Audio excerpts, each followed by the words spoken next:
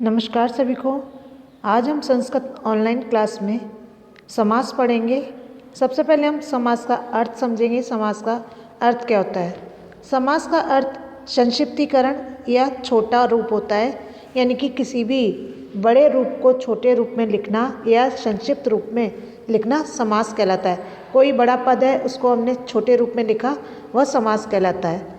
अब आती है समास की परिभाषा और व्युत्पत्ति की। समास की व्युत्पत्ति कैसे हुई और इसकी परिभाषा क्या है? समास शब्द जो है सम, उपसर्ग और अस धातु यानी कि घच प्रत्यय से मिलकर के बना है। समास शब्द की जो व्युत्पत्ति हुई है वो सम, उपसर्ग, अस धातु और घच प्रत्यय से मिलकर के हुई है। अब आती है समास की परिभाषा कि समास किसे कहते हैं। तो समास दो या दो से अधिक पदों का समाहार संक्षेप करना समास कहलाता है, यानी कि दो या दो से अधिक पदों का जो समूह है उसको संक्षेप करना, संक्षिप्त रूप में लिखना समास कहलाता है। अर्थात एक से अधिक शब्दों को एक शब्द के रूप में कहना या लिखना समास कहलाता है। यानी जो एक से अधिक शब्द हैं या रूप हैं उनको एक शब्द के रूप में लिखना या एक शब्द के रूप में कहना समास कहलाता है। अब आता है समास विग्रह की। समास विग्रह किसे कहते हैं? समास विग्रह सभी पदों को यदि विभक्ति के साथ अलग अलग लिखा जाए तो उसे समास विग्रह कहा जाता है। किसे कहते हैं? समास विग्रह यदि सभी पदों को अलग अलग विभक्ति के साथ में लिखा जाए, विभक्ति के साथ में अलग अलग लिखा जाए तो उसे समास विग्रह कहते हैं। जैसे राजपुत्र। अब राजपुत्र है, राजपुत्र को हमने विभक्ति लगाई तो हो गया राज्ञ पुत्र। उसी तरीके से रामकृष्णो, ये रामकृष्णो समस्त पद है और समस्त पद में हमने अलग अलग विभक्ति लगा दी तो हो गया राम च कृष्ण च। ये तो समास विग्रह हो गया। अब आता है समास के भेद कि समास कितने प्रकार के होते हैं। समास 6 प्रकार के होते हैं। समास के 6 भेद होते हैं। पहला अव्ययीभाव समास, दूसरा तत्पुरुष, तीसरा कर्मधारय, चौथा द्विगु, पांचवा द्वंद्व और छठा बहुब्रीहि समास। अब हम सबसे पहला समास पढ़ेंगे अव्ययीभाव समास कि अव्ययीभाव समास किसे कहते हैं। जिस समास में पूर्व पद प्रधान होता है, पूर्व पद अव्यय होता है, यानी पहला पद प्रधान होता है और पहला ही पद अव्यय होता है। शब्द के अंत में नपुंसकलिंग एक वचन होता है। जो शब्द के अंत में नपुंसकलिंग एक वचन होता है और समास विग्रह करते समय पूर्व पद अव्यय शब्द का अर्थ व उत्तर पद में दूसरा पद में उचित विभक्ति का प्रयोग किया जाता है। अब यहाँ पर मैंने नोट लिखा है। नोट मुख्यतः निम्नलिखित अव्यय शब्दों का प्रयोग होता है। जो इम्पोर्टेंट अव्यय शब्द है इन अव्यय शब्दों का प्रयोग ही समास के साथ में किया जाता है। जैसे अनु, अनु का अर्थ होता है पश्चात या योग्य। इसके साथ में प्रथम पद में षष्ठी विभक्ति का प्रयोग किया जाता है। दूसरा आता है उप, उप का अर्थ होता है समीपम। इसमें प्रथम पद में षष्ठी विभक्ति का प्रयोग होता है। तीसरा आता है स का अर्थ होता है सहित। इसमें प्रथम पद में तृतीय व्यक्ति का प्रयोग होता है और सहित के अर्थ में होने पर पूर्व पद में प्राय स प्रयुक्त होता है, यानी पूर्व पद में स लगता है। चौथा आता है निर, निर का अर्थ होता है अभाव। प्रथम पद में षष्ठी विभक्ति और पांचवा जो है प्रति, प्रति का अर्थ होता है विप्सा।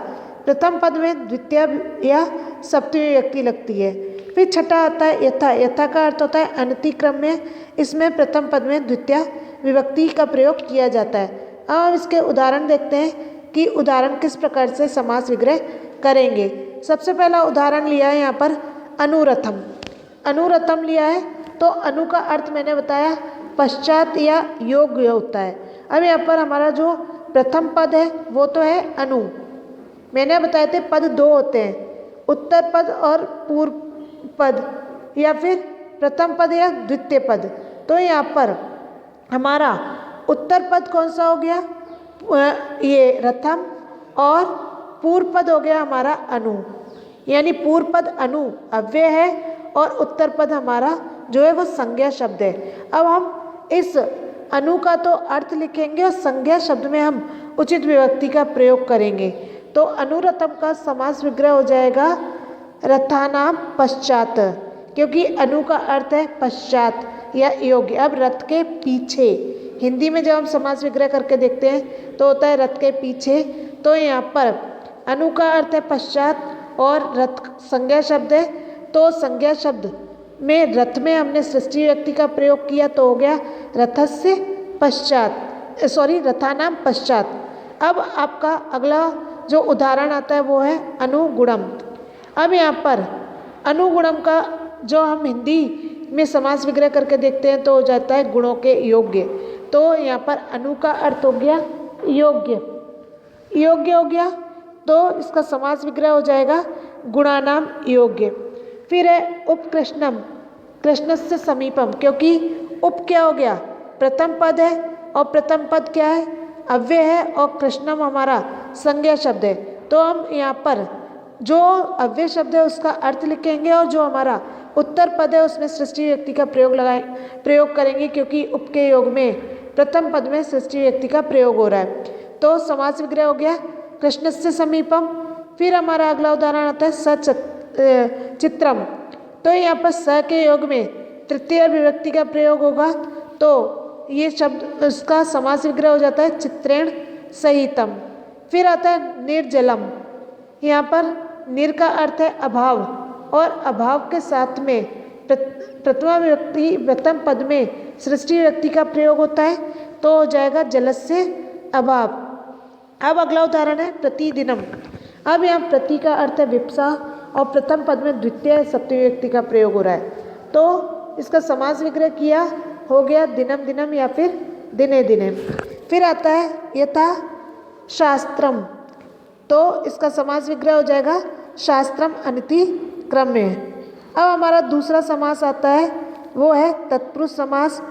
तत्पुरुष समास किसे कहते हैं? जिस समास में उत्तर पद की प्रधानता होती है उसे हम तत्पुरुष समास कहते हैं। यानी कि अब मैंने क्या बताया, पद दो है, पूर्व पद और उत्तर पद, यानी पूर्व पद पहला और उत्तर पद बाद वाला। जिस समास में उत्तर पद की प्रधानता होती है वह तत्पुरुष समास कहलाता है तथा समास विग्रह कारक चिन्हों के आधार पर होता है। जैसे उदाहरण दिया है ग्राम गतः, तो समास विग्रह करेंगे तो हो जाएगा ग्रामम गतः।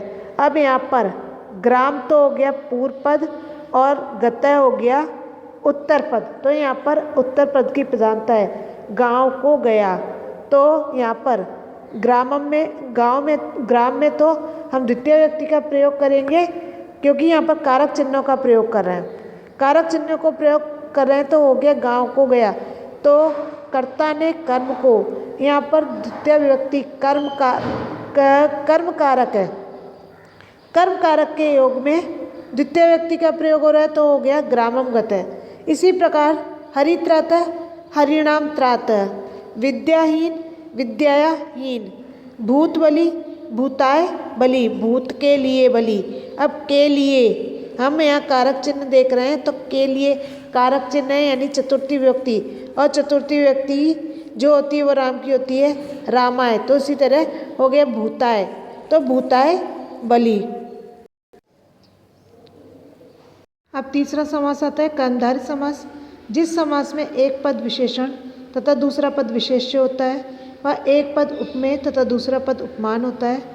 यानी कि पूर्व पद में उपमान तथा उत्तर पद में उपमेय होता है, जिससे तुलना की जाए उसके पीछे ईव लगाया जाता है या ईव लगाते हैं। अब हम इसका उदाहरण देखेंगे, तो उदाहरण में दे रखा है सबसे पहले कृष्ण सर्प, तो समास विग्रह करेंगे तो हो जाएगा कृष्ण चा असो सर्प।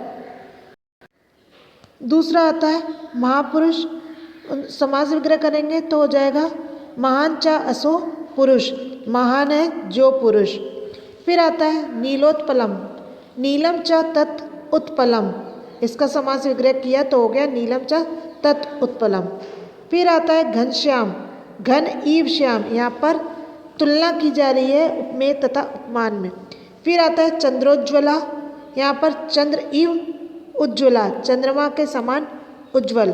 दुग्ध धवलम, दुग्ध ईव धवलम, दूध के समान धवल यानी कि दूध के समान साफ सफ़ेद। अब यहाँ पर जो स्त्रीलिंग, पुल्लिंग और नपुंसकलिंग हमारे 3 लिंग हैं, उन लिंग में अलग अलग शब्द के साथ में अलग अलग शब्द का प्रयोग किया जाता है। जैसे पुल्लिंग के साथ में च असो लगाया, पुल्लिंग शब्द जो है उसके साथ में च असो का प्रयोग किया जाता है, नपुंसकलिंग के साथ में च तत् का प्रयोग किया जाता है और स्त्रीलिंग के साथ में च ईयम का प्रयोग किया जाता है समास विग्रह करते समय।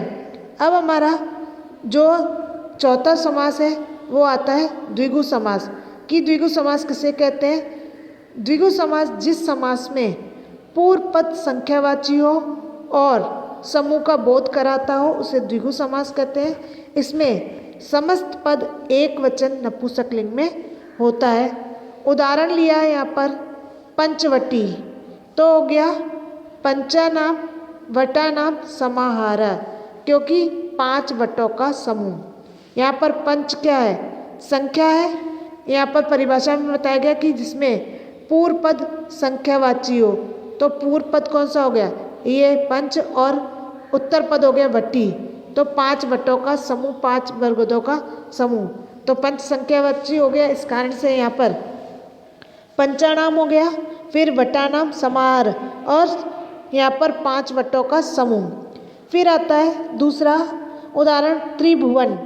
अब यहाँ पर त्रि आपका पूर्व पद है और भुवन आपका यहाँ पर उत्तर पद है, तो 3 अपने आप में बहुवचन है, इसलिए यहाँ पर त्रयाणाम भुवनानाम समाहार हो गया, 3 भवनों का समूह, क्योंकि एक से ज़्यादा है तो वो सब समूह में आ रही है। फिर है नवग्रहम, तो इसका समास विग्रह हो गया नवानाम ग्रहाणाम समाहार, 9 ग्रहों का समूह। अब आता है हमारा अगला समास द्वंद्व समास। जिस समास में दोनों पद प्रधान हो उसे द्वंद्व समास कहते हैं और विग्रह करते समय दोनों पदों के बाद में च जोड़ा जाता है। जैसे उदाहरण लिया माता पितरों, समास विग्रह किया तो हो गया माता च पिता च। फिर दूसरा उदाहरण लिया हमने राम लक्ष्मणों, समास विग्रह किया तो हो गया राम च लक्ष्मण च। फिर भ्रातरों, भ्रातरों में भ्राता च भगनी च। अब ये आपका माता पितरों है, यहाँ पर समास विग्रह हुआ माता च पिता च। कई बार आपके परीक्षा में प्रश्न आता है, समास विग्रह दे रखा होता है और समस्त पद बनाने के लिए कहा जाता है, तो यहाँ पर माता च पिता च दे रखा है, तो इसका माता पितरों भी समस्त पद बनेगा और दूसरा पितरों ओनली, यानी कि सिर्फ पितरों भी लिखते हैं तो भी इसका सही उत्तर होता है। कि अब छठा समास आता है बहुब्री समास। जिस समास में दोनों पद प्रधान ना होकर कोई अन्य पद प्रधान हो उसे हम बहुब्री समास कहते हैं, अर्थात दोनों पद मिलकर के तीसरा अर्थ बताते हैं, उसे बहुब्री समास कहा जाता है। जैसे हम उदाहरण देखते हैं लंबोदर। लंबोदर में हमने समास विग्रह किया तो हो गया लंबम उद्रम यस स, और इसका दूसरा पद जो अर्थ हो गया वो हो गया गणेश। यहाँ लंबम पहला पद है और उद्रम यहाँ पर दूसरा पद है, तो दोनों पद ने मिलकर के तीसरा अर्थ निकाला, तीसरा अर्थ हो गया गणेश।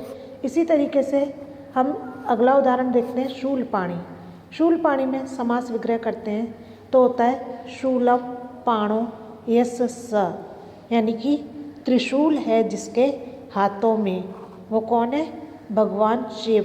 तो यहाँ पर संस्कृत में जो समास विग्रह कर रहे हैं तो वो होगा शूलम पाणो यस स। यहाँ पर त्रिशूल यानी शूल का अर्थ है त्रिशूल और यहाँ पर पाणो दोनों हाथों की बात हो रही है, इसलिए यहाँ पर द्विवचन आया। ठीक है, तो हो गया शूलम पाणो यस स, त्रिशूल है जिसके हाथों में, और दूसरा अर्थ हो गया इसका तीसरा अर्थ शिव। फिर आता है पीताम्बर। पीताम्बर का समास विग्रह करेंगे तो होगा पीतम अम्बरम यस स, पीला है अंबर जिसका, वो कौन है? कृष्ण। फिर अगला उदाहरण दे रखा है वो है दशानन। दशानन में दश अब यहाँ पर पहला पद है और आनन यहाँ पर दूसरा पद है। अब ये जो दशानन है ये हमारा यह द्विगु समास का उदाहरण नहीं है, बहुब्री समास का उदाहरण है। क्यों? क्योंकि यहाँ पर ये दोनों पद मिलकर के तीसरा अर्थ बता रहे हैं, तो वो समास विग्रह होगा दश आनानी यस स। 10 है आनंद जिसके, वह कौन है? वह है रावण। तो इस कारण से ये जो दशानन है वो आपके बहुब्रीहि समास का ही उदाहरण होगा, द्विगु समास का उदाहरण नहीं होगा।